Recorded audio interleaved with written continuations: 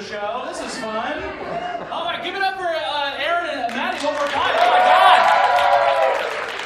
Give it up for yourself. You guys sold this out in like record time. That's crazy. You never doubt the power of horny people, man. Oh my God. This is so right. Are there Twilight fans in the house? The Venn diagram for this fandom is just a circle, dude. Oh my God. I'm a bisexual man, puts respect to my name. I've sucked too much dick to be called straight. I'm straight dating right now, though. I'm so sorry. Okay? My girlfriend introduced me to Twilight last year. I was a Lord of the Rings guy. I didn't watch Twilight, okay? We watched it, and I was like, it doesn't really hold up cinematically, okay? The CGI is not great, you guys. And I asked her, I was like, how did this break box office numbers back then? And she went, people really underestimate how horny girls are. And this is fucking proof of that. This is crazy. That's so rad. Oh my God. I want to give a quick shout out to the intimacy coordinator of this show, Chala Hunter. Dude, they earn every dollar of their paycheck from this show. Oh my God. I hope they get a raise for the next season. Also, I hope they show Dom, dude. Like, are there any hockey fans in the house? Yeah, so you guys know like a trick on the ice is called a dangle. Like, Charlie, don't be afraid to dangle in the bedroom, baby. Come on. I was watching the show and I was like, the strategic moves they are doing to not show up, not even drunk, dude. Like, absolute wild, man. There you go. Got a trunk fan over there. Oh my God, trunk. The butt crack of dicks. That's right. I love the show. I've watched it 2 times, not 32. I'm so sorry. I have a job. And it does seem like a little too close to home politically, you know, like getting bent over by a Russian adversary. I don't really like that. Ah, God. Okay, good. That was the dumbest one. That's as political as I'll get, you guys. It's fine. I do think it's cool, like, who are fans of the books in here? Like 75% of the crowd. Hell yeah, my smut fans, dude. Hell yeah. Those are some wet woos, dude. Nice. Smut has revolutionized the literature industry, you guys. That's crazy. There are entire aisles at Barnes & Noble where they just can't have carpet anymore.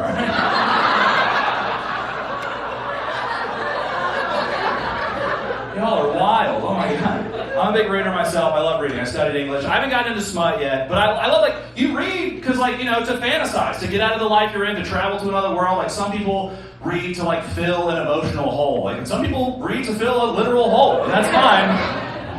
Yes, okay, good. I love it. I just think it's so funny that, like, the smut craze came to power because, like, men are just bad at sex. Women were like, I'm just going to take this orgasm analog, you know. Hit the pen in the paper, you know. It's wild. You guys are out here reading books with sentences like, and his hands understood my body thoroughly.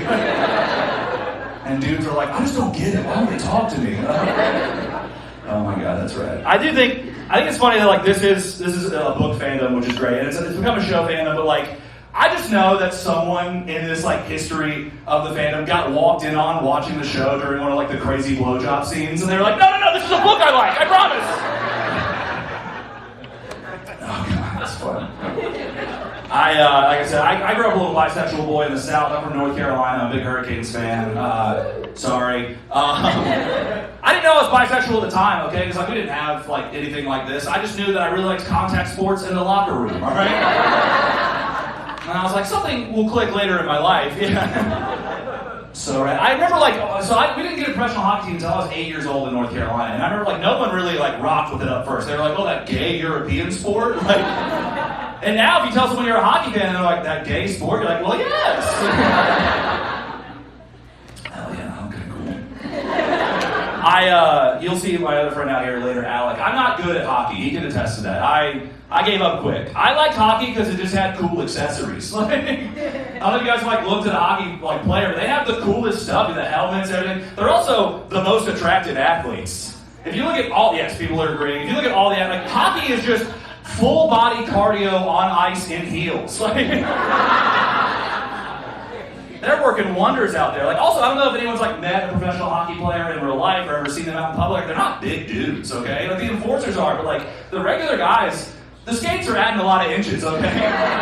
And like the pads make him look beefier. They're the toughest guys you'll ever meet in the world, but like when they get hit on the ice, I'm like, nice, twink death on ice, okay? Nice, slow burn, okay. I do think it's funny, like, I'm a big sports guy. I love all the sports because I just love watching men get sweaty. And I think it's rad that, like, this obviously was a Canadian thing, it was a book first, but then, like, HBO was like, I think we can soft launch this to the Americas, Because hockey's the least popular sport in America. Like, no, that was, they were like, let's figure out, and they had a very hard response. It was good. I used to work in sports. Like, I worked for the Hurricanes for a very brief second of my time. 99.9% of the guys they hire are the most homophobic white dudes you'll ever meet in your life. And watching those guys have to, like, accept this show now is one of my favorite things. Yeah. I watched a guy who I know who's afraid to have sex with his girlfriend in doggy style because he doesn't want to look at a butthole. He was on a podcast and he was like, yeah, that dude Ilya's got a really nice ass. So wild, dude. I would love, because like you guys and other people have like boomed the fandom for hockey, the boy aquarium. It's great. There's also a women's professional league, which is super rad. Check it out.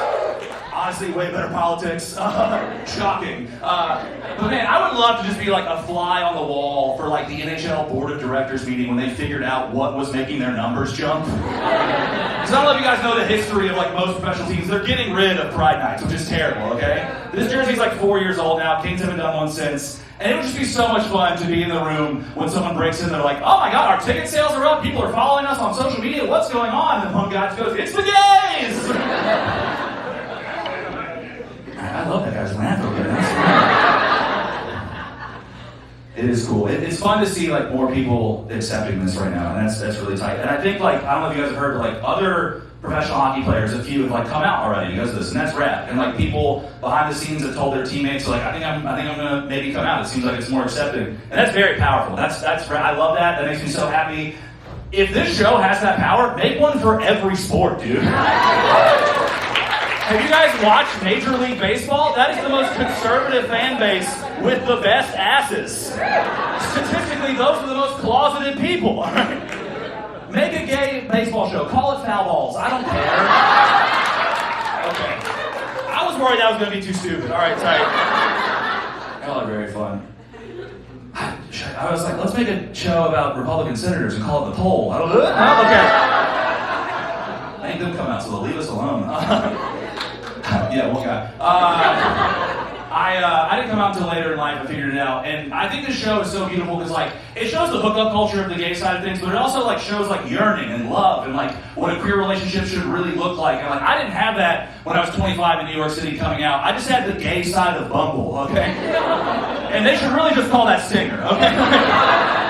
Because that's all that I saw on there. I'm straight dating right now. I'm unfortunately falling in love with a woman. It's great. She's amazing. She's also queer. That's very fun. I don't know. Does someone boo? I'm so sorry. Sometimes she looks like a boy. If you guys tell her that, I'll deny that to a T.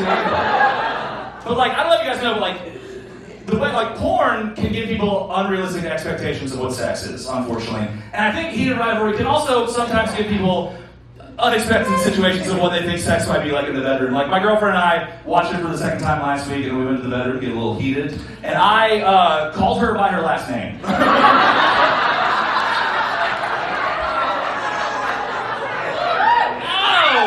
I have never felt someone go dry while I was inside her.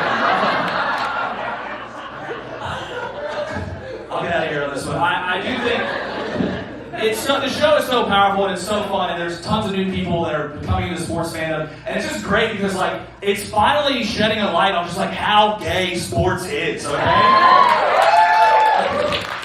I was straight for most of my life, and I did some of the gayest things with my straight friends at football games, alright? I was drenched in beer, ripping my shirt off and hugging my friends because some sweaty men on the field scored, okay? I have been in a sports league with my best friends for 15 years. We have an app on our phones where we track and study and look at the scores of our favorite athletic boys, and it's called our fantasy?